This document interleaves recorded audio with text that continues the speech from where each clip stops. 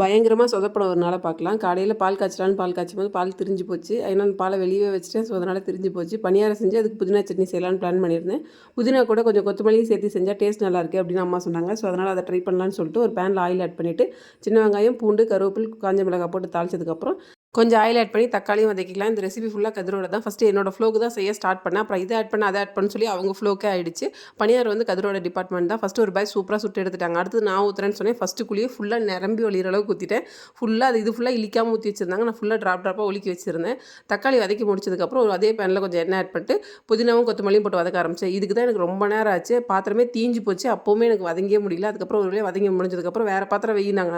நான் இதிலே தான் வதக்குவேன்னு சொல்லிட்டு மறுபடியும் எண்ணெய், கடலப்பருப்பு, உளுத்தம்பருப்பு, அரிசி, சீரகம் போட்டு வதக்கி எடுத்துகிட்டு தேங்காயும் லைட்டாக வறுத்துட்டு இது கூட கொஞ்சம் இஞ்சி, கொஞ்சம் உப்பு சேர்த்து அரைச்சோம்னா நம்மளோட புதினா சட்னி ரெடி ஆகிடுச்சு. நிஜமாக சொல்கிறேன், நல்லாவே இருந்தது. நாங்கள் செய்கிறத பார்க்கும்போது தான் கொஞ்சம் கொடுமையாக இருக்கும். அதர்வைஸ் டேஸ்ட் நல்லா இருந்தது. இவ்வளோ செஞ்சதுக்கப்புறம் தான் யோசிச்சு பிரேக்ஃபாஸ்ட் தான் செஞ்சுருக்கோம், நான் லஞ்சு செய்யலைன்னு. இது வேறு செய்யணுமா அப்படின்னு சொல்லிட்டு பறக்க 3 எக் கிரேவி செய்யலான்னு சொல்லிட்டு ரெடி பண்ணோம். எப்போவுமே 2 முட்டை இல்லைனா 3 முட்டை தான் போடுவோம். இன்றைக்கி முட்டை நிறையா இருக்கேன்னு சேர்த்து போடுறதுக்கு எக் கிரேவியாக வராமல் எக் பொடி மாஸ் ஆகிடுச்சு.